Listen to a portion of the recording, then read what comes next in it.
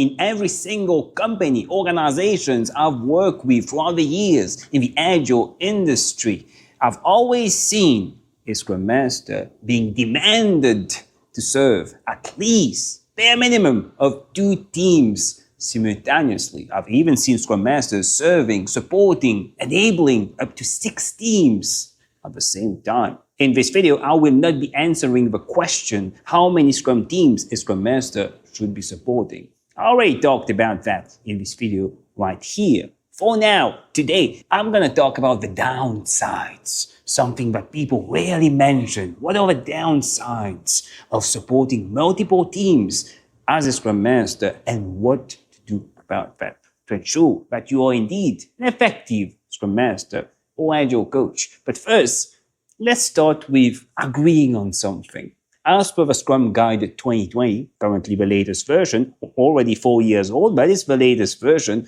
the Scrum Master is an accountability. It's not a job title.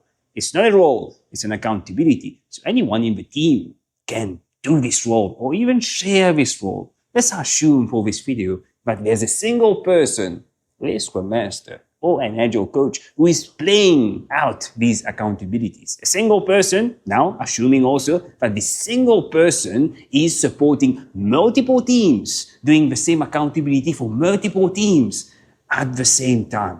What are the downsides of that? What can go wrong and what to do about that? We also need to agree on the goal, your goal as a Scrum Master. I see many people believing that Scrum Masters or similar roles are here to lead the team, tell the teams what to do. Now, you're here as a Scrum Master. The way I see it is that you're here to help the team, support the team, guide the team, coach the team to becoming more self-managing and self-organized. Yeah, that's your role as a Scrum Master. If the team can do that, can be effective, use the Scrum framework, produce high-level, high-quality, valuable increments every single sprint, they can do that without you. They don't need you. You can go support other teams. So your role as a Scrum Master is to take the team from here to here and give them all the skills, all the knowledge, everything they need in order to stay at this level without you. That's the way I see the role of a Scrum Master. I don't want to talk about anti-patterns like a Scrum Master who is updating Jira, facilitating all the Scrum events, booking meetings, taking notes during meetings. Yeah, a Scrum Master can do that, but that's not the role of a Scrum Master. If you want more details on anti-patterns, Scrum Master anti-patterns, you can watch this video right here.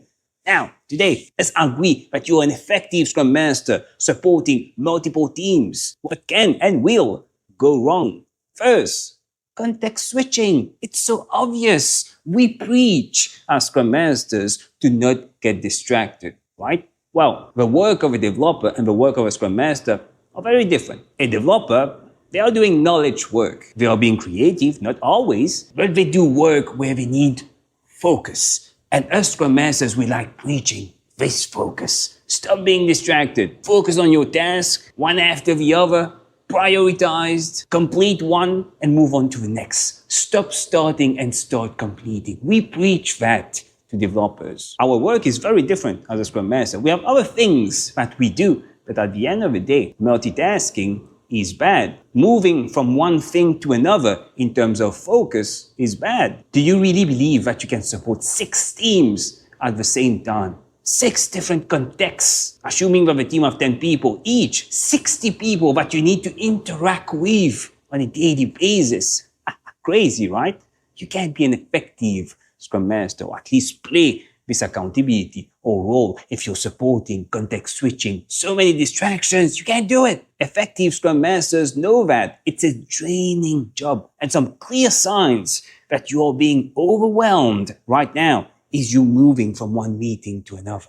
Always late to the next meeting because you're catching up from the previous meeting. Always from one meeting to another.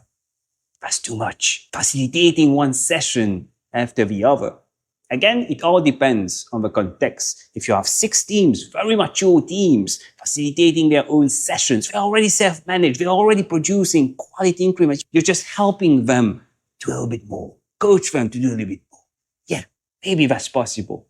But in mature teams, 6 teams at the same time, or even 2 teams or 3 teams at the same time, it's impossible. you'll be overwhelmed. You won't be effective. You can do that. Anyone can do that. Anyone can support 3 teams at the same time, but do a good job, that's something else. The second problem, obvious problem also, personal connections. One of the key things I do as a Scrum Master, Agile coach, is build this trust with every single person I work with. That's my ultimate goal. I can't preach agility. I can't help someone, enable them, support them, unleash their potential if they don't trust me. And I can't do that, or it's hard to do that if I don't have this personal connection. And you can't just get a personal connection like that. It's something that you need to build. It's something that you need to spend time doing. And you can't really do that if you're working or interacting with 30 people on a daily basis. Yeah, you can do your one-to-ones. Come on, at least every single member of the teams you support, you should be talking to them at least once a week. Just imagine doing that for 30 people. You spend your days in meetings. I'm sure that you have other important things to do also. So that's a problem for me. It's a big problem for me. We need to build this personal connection. We need to build this trust. And you can't do that if you're supporting multiple teams at the same time, simply because you have a limited capacity and limited brain power also. It's stressful.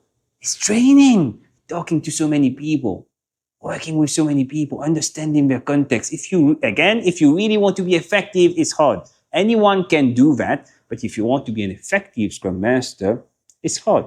And the third problem I see is supporting individual people or even the team to become more effective, to unlock their potential. You can't do that if you're supporting multiple teams at the same time. It's easy to tell teams, to tell people what to do. Anyone can do that. That's why managers can manage so many people. Bad managers can manage many people. Simply telling them what to do. Or you have other managers that are telling people what to do. But coaching, mentoring, that takes time.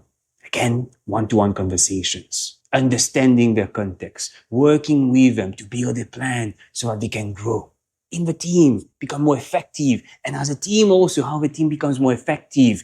Teach them, coach them so that they can do that themselves also without you. So many things you need to do as a Scrum Master.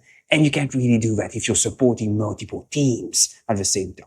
Now, with all these problems, what's the fix here? If we are already in a context where people, organizations, companies are expecting that we support multiple teams, what can we do about that as a Scrum Master? For me, I recommend supporting multiple teams. At least 2 teams. A Scrum Master can do that. But 2 teams working on the same product. It's easier because you already understand the context. You don't need to learn new products and all. You understand the context, you understand the roadmap, you understand where the company wants to go with this product, and you're working with different teams, building features, enhancing this product. I believe a Scrum Master can support 2 or even 3 teams in this context. Now, the maturity of a team, again, extremely important. Immature teams, 3 teams at the same time, hard to do. But let's say you already have a mature team. You can onboard a new team as a Scrum Master. You bring them to a good level, and then you can take another team and you can go on and on. For me, the right mindset is important. A Scrum Master, when you are supporting multiple teams, you have to get yourself out of a job. You can't be facilitating all the Scrum events. You shouldn't be facilitating any events. Coach the team. That's your priority.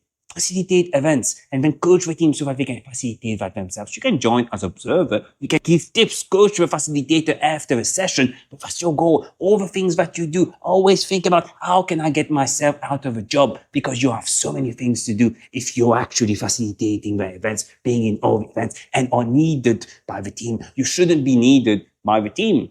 That's the key here. That's the flip. A switch that you need to flip. If you are in this context, if your company is telling you to support multiple teams at the same time, don't get mad.